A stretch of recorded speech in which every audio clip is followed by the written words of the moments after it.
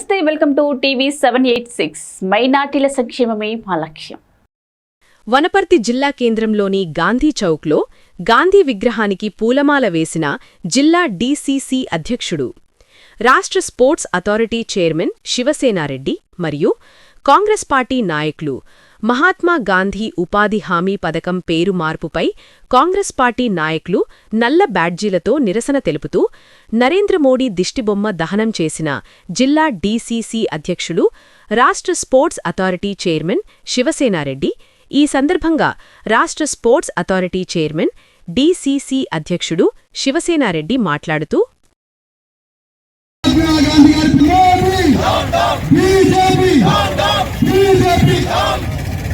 మాన్యశ్రీ రాహుల్ గాంధీ గారు తెలంగాణ ప్రదాత, బంగారు తెలంగాణ తల్లి సోనియమ్మ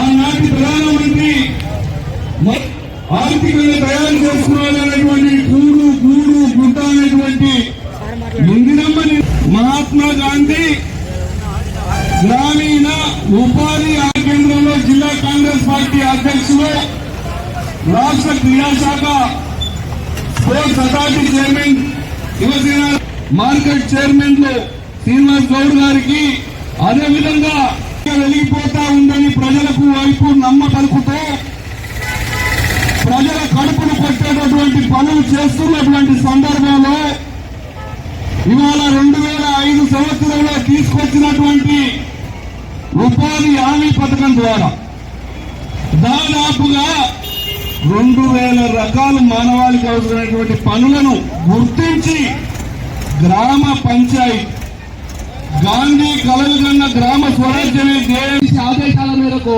ప్రతి మండల కేంద్రంలో ధర్నాలు నిర్వహించారు.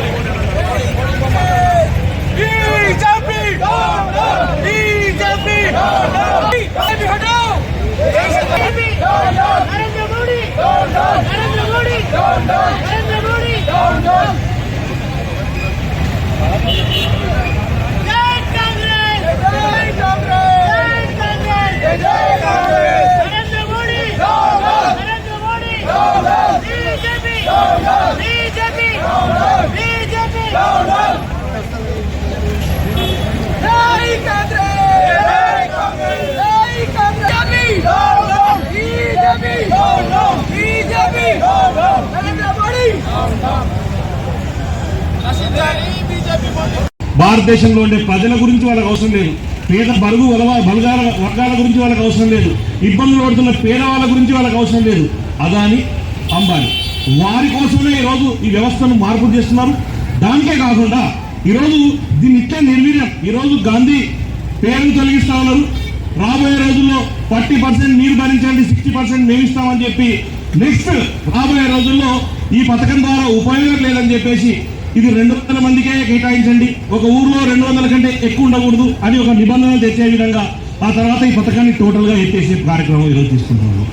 దీన్ని ఇప్పుడు కానీ గ్రామ స్థాయిలో మీరు అడ్డుకోకపోతే, ఇప్పుడు కానీ గ్రామ స్థాయిలో మీరు మేల్కొనకపోతే రాబోయే రోజుల్లో నిర్వీర్యం చేసి ఉపాధి లేకుండా చేసే కార్యక్రమంలో ఈరోజు బీజేపీ ప్రభుత్వం ఉంది.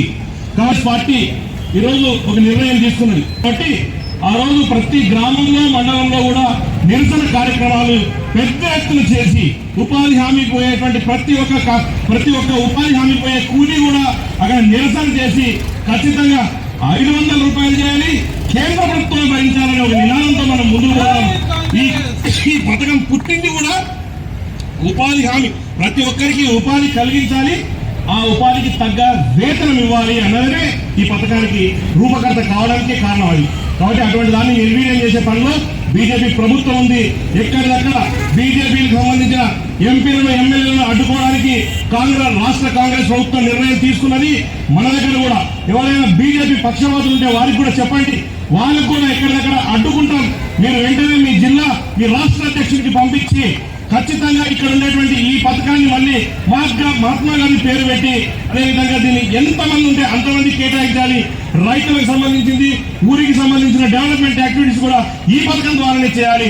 ఎంతమంది అవసరం పడతారో అంతమందిని తీసుకోవాలి అని చెప్పి మీ అందరికీ తెలియజేస్తూ, మీ అందరికీ తెలుసు కోవిడ్ విషయంలో, కోవిడ్ వచ్చినప్పుడు ఉద్యోగ